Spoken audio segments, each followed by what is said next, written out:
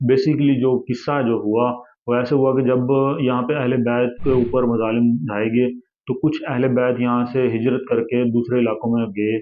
जैसे यहाँ पे आए पाकिस्तान में, वहाँ पे सिंध में आए, तो राजा दाहिर यहाँ पे हुक्मरान था उस वक़्त।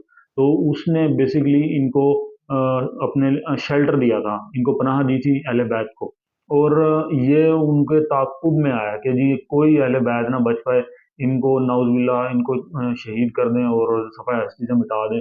तो इनके ताक़ुब में हज्जाज इब्न यूसुफ़ ने अपने भतीजे को जंगी साज़ो-सामान और फ़ौज के साथ भेजा यहाँ पर राजा दाहिर से लड़ाई की और उसको शिकस्त दी। लेकिन फिर जब पीछे से जब हज्जाज की हुकूमत ख़त्म हो गई, तो हज्जाज जो था वो कूफा का गवर्नर था, जो ऑल राउंड जो खलीफा था उस वक़्त, वो अब्दुल मलिक बिन मरवान का बेटा वलीद बिन अब्दुल मलिक था। तो जो अब्दुल मलिक बिन मरवान आप सारे जानते हैं, उनके बारे में भी उनकी हिस्ट्री अगर किसी ने पढ़नी हो तो किताबों में सारा कुछ मौजूद है। तो जब वलीद जो था वो खलीफा बना, तो उसने हज्जाज उसका राइट हैंड था। तो उन्होंने ये सारा, आपको पता होना चाहिए, हिस्ट्री में लिखा हुआ है सारा कुछ, किताबों के अंदर मौजूद है कि सहाबा किराम के साथ उनका कैसा रवैया था और उन्होंने कैसे मज़ालिम ढाए अहले बैत के ऊपर। ये सारा कुछ बुखारी शरीफ में भी है और वैसे भी हिस्टोरियन ने लिखा हुआ है। तो ये हज्जाज ने जब इसको भेजा इधर, तो पीछे से जो वलीद बिन अब्दुल मलिक था उसने फरमान जारी किया। हालांकि जो उसका वालिद था अब्दुल मलिक बिन मरवान, उसने एक वसीयत की हुई थी कि वलीद के मरने के बाद इसका भाई सलमान बिन अब्दुल मलिक वो बनेगा खलीफा। तो जो वलीद बिन अब्दुल मलिक था वो उसकी चाहत जो थी कि मेरा बेटा बने खलीफा, मेरा भाई ना बने। तो उसने सारों से जितने भी गवर्नर थे उसने तैनात किए हुए, उनसे उसने ले लिया, बैत ले ली कि भई मेरे मरने के बाद मेरा बेटा बनेगा, बजाए इसके कि सलमान बिन अब्दुल मलिक मेरा भाई बने। तो सारों ने बैत कर ली सिवाय हज़रत उमर बिन अब्दुल अज़ीज़ के। अब हज़रत उमर बिन अब्दुल अज़ीज़ के बारे में सब जानते हैं कि उनकी शख्सियत कैसी थी और उन्होंने कैसे 2 साल जो उनकी खिलाफत का दौर था, उन्होंने कैसे हुकूमत की। लेकिन वो उस वक़्त वलीद के दौर हुकूमत में वो उस वक़्त थे हज्जाज के गवर्नर, तो उन्होंने इनकार कर दिया। वैसे ही आपस में इनका जो था रिश्ता वो साला बहनोई का था। हज़रत उमर बिन अब्दुल अज़ीज़ जो थे, वो इनके बहनोई थे।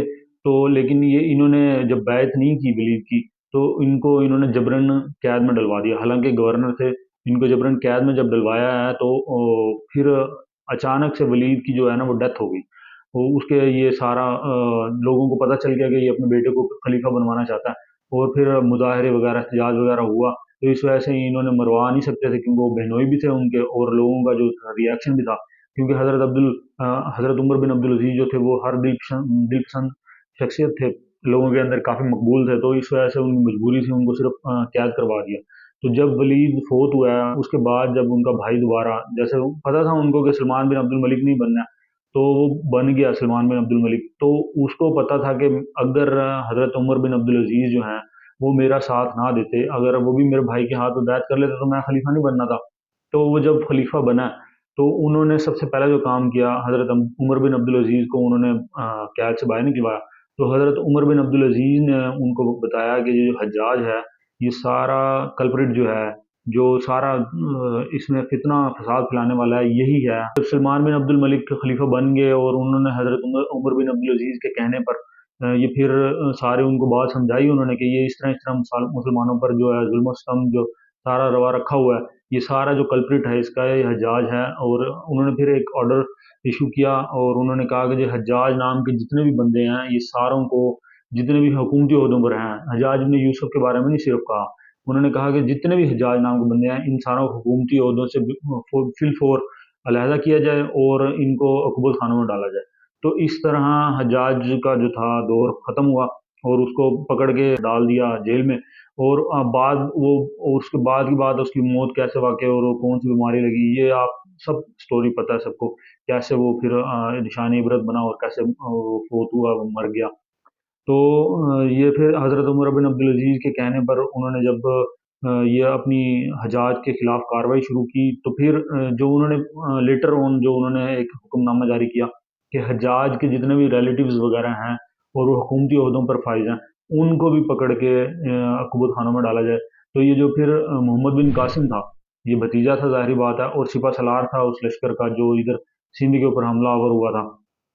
तो उन्होंने इसको भी कैद करवा के वापस बुलवाया और वहाँ पे जेल में, या फिर जो भी हुआ उसके साथ, वो एक अलग कहानी है, वैसे में नहीं जाएंगे। तो ये हमने आपको सिनेरियो पूरा आप समझा दिया कि कैसे तारीख को मस्ख किया गया, और कैसे सहाबा कराम और अहले बैत के खिलाफ एक प्रोपगेंडा किया गया, और यहाँ पे भेजा गया इसको, मोहम्मद बिन कासिम को। तो लोगों को अब बताया जाता है कि जी वो तो हीरो था। हालांकि आपको मैंने सारा हिस्ट्री बता दिया कि ये जितना भी था, सहाबा कराम पहले भी यहाँ पे मौजूद थे, फोत हुए यहीं पे। अब एक और भी इसका पहलू है कि जितने भी हमारे यहाँ पे औलिया कराम है, अगर आप उनके देख लें, उर्स वगैरह होते हैं, जो हमारे भाई जानते हैं, इस बारे में नॉलेज रखते हैं, हजरत दाता गंज बख्श हैं, उस्मान हजवेरी रहमतुल्लाह अलैह। और इसी तरह इंडिया के अंदर जो है हजरत मोइनुद्दीन चिश्ती अजमेरी, और दूसरे हैं, जितने भी बुजुर्गान दीन हैं यहाँ पे औलिया किराम, ये सारे अहले बैत के साथ कोई ना कोई लिंक था इनका। और बाज़ जो है अक्सरियत हैं वो खुद सैयदजादे हैं। जितने भी औलिया किराम यहाँ पे हैं, सारे अहले बैत के खुद मेंबर भी थे, और आप सबको पता है कि सैयद थे। अक्सर मेजोरिटी जो है यहाँ पे, तो इनके जो उर्स मुबारक होते हैं आप देख लें, वो किसी का 700वां उर्स है, किसी का 800वां उर्स है।